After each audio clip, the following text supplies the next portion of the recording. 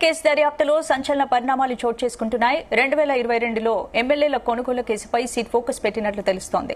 ఎమ్మెల్యేల కొనుగోలు వ్యవహారంలో నాటి సీఎం కేసీఆర్ విడుదల చేసిన ఆడియోల పై సిట్ దృష్టి సారించింది. అయితే కేసీఆర్ విడుదల చేసిన ఆడియో రికార్డింగ్స్ ఎక్కడి నుంచి వచ్చాయన్న కోణంలో సిట్ దర్యాప్తు చేస్తోంది. ఫోన్ ట్యాపింగ్ ద్వారానే కాల్స్ రికార్డ్ చేసినట్లు ప్రాథమిక అంచనాకు వచ్చినట్లు తెలుస్తోంది. ఏ సర్వర్ నుంచి ఆడియోలు పెన్ డ్రైవ్ లోకి వచ్చాయనే దానిపై సిట్ అధికారులు దర్యాప్తు చేస్తున్నారు.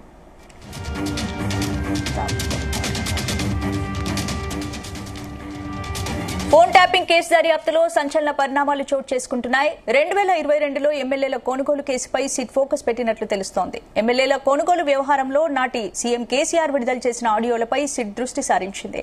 కేసీఆర్ విడుదల చేసిన ఆడియో రికార్డింగ్స్ ఎక్కడి నుంచి వచ్చాయన్న కోణంలో సిట్ దర్యాప్తు చేస్తోంది. ఫోన్ ట్యాపింగ్ ద్వారానే కాల్స్ రికార్డ్ చేసినట్లు ప్రాథమిక అంచనాకు వచ్చినట్లు తెలుస్తోంది. ఏ సర్వర్ నుంచి ఆడియోలు పెన్ డ్రైవ్ లోకి వచ్చాయనే దానిపై సిట్ అధికారులు దర్యాప్తు చేస్తున్నారు. ఈ అంశానికి సంబంధించి పూర్తి అప్డేట్స్ మా క్రైమ్ బ్యూరో చీఫ్ రవితేజ అందిస్తారు. రవితేజ, ఫోన్ ట్యాపింగ్ వ్యవహారంపై సిట్ దూకుడు పెంచింది.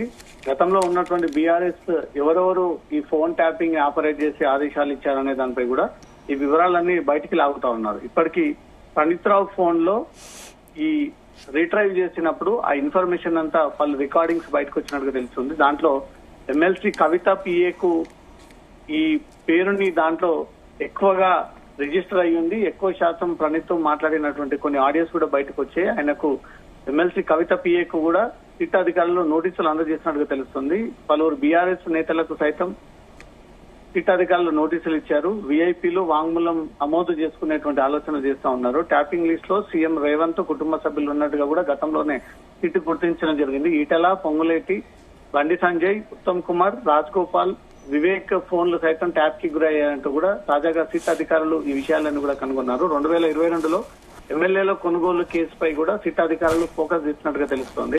ఎమ్మెల్యే కొనుగోలు వ్యవహారంలో ఆడియోలు బహిర్గతంగా మీడియా ముందు స్క్రీన్ పెట్టి అప్పటి ముఖ్యమంత్రి కేసీఆర్ ఆ వీడియోలు ఆడియోలు ప్రసారం చేయడం జరిగింది. కేసీఆర్ రిలీజ్ చేసినటువంటి ఈ ఆడియోలపై అన్నిటి కూడా సిట్ అధికారులు ఆరాధిస్తా ఉన్నారు. కేసీఆర్ విడుదల చేసినటువంటి ఆడియో రికార్డింగ్లు ఎక్కడి నుంచి వచ్చాయనే ఒక కోణంలో కూడా సిట్ అధికారులు దీన్ని దర్యాప్తు చేపడతా ఉన్నారు. ఫోన్ ట్యాపింగ్ ద్వారానే ఈ కాల్ రికార్డ్స్ జరిగి ఉండవచ్చు అనేది కూడా సిట్ అధికారులు ప్రాథమికంగా ఈ అంశాన్ని అంచనా వేస్తున్నట్టుగా తెలుస్తోంది. కేసీఆర్ మీడియా సమావేశంలో విడుదల చేసినటువంటి పెన్ డ్రైవ్ పై సిట్ అధికారులు ఏ సర్వర్ నుంచి ఈ ఆడియోలు పెన్ డ్రైవ్ లోకి వచ్చాయనే దానిపై కూడా ఆరాధిస్తా ఉన్నారు. అప్పుడు బీఆర్ఎస్ ఎమ్మెల్యేలుగా ఉన్నటువంటి హర్షవర్ధన్ రెడ్డి, గువ్వల బాలరాజు, కాంతారావు, పైలట్ రోహిత్ రెడ్డి ప్రలోభాలకు గురి చేసి ఈ ఆపరేషన్ చేయబోయారు. ఇద్దరు పంతులని పెట్టి పురోహితులని పెట్టి అంటూ కూడా అప్పటి నందకిషోర్ ఈ కేసులో మెయిన్ అక్యూజ్డ్ గా ఉండడము, వీళ్ళందరినీ కూడా పోలీసులు అదుపులోకి తీసుకొని వీళ్ళందరూ కూడా రిమాండ్ తరలించడం జరిగింది.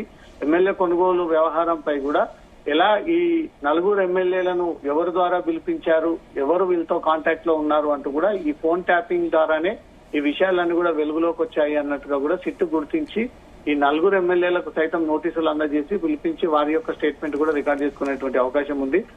ఆ రెండు తెలుగు రాష్ట్రాల్లో ప్రధాన పార్టీలకు చెందినటువంటి రాజకీయ నాయకుల ఫోన్ నెంబర్స్ అన్ని కూడా ట్యాపింగ్ కి గురయ్యాయని కూడా ఒక్కటొక్కటిగా వాస్తవాలన్నీ కూడా వెలుగులోకి వస్తా ఉంది. పార్టీలకు చెందినటువంటి రాజకీయ నాయకులకు నోటీసులు అందజేసి పిలిపించి వారి స్టేట్మెంట్ రికార్డ్ చేసుకోవడం జరిగింది. తాజాగా ఎమ్మెల్సీ కవిత పిఏకు సైతం సిట్ అధికారులు నోటీసులు జారీ చేయడము, త్వరలో కవిత తరఫున కవిత పిఏ సిట్ కార్యాలయానికి హాజరయ్యి ఈ విచారణ ఎదుర్కొని తను ఫోన్ ట్యాపింగ్ కి పాల్పడ్డాడంటూ కూడా తన ఫోన్ ట్యాప్ కూడా గురైంది అంటూ కూడా కొన్ని ఆధారాలు సిట్ కి లభించాయి. కాబట్టి ఇవన్నీ అతని నుంచి స్టేట్మెంట్ రికార్డ్ చేసుకోబోతా ఉన్నారు.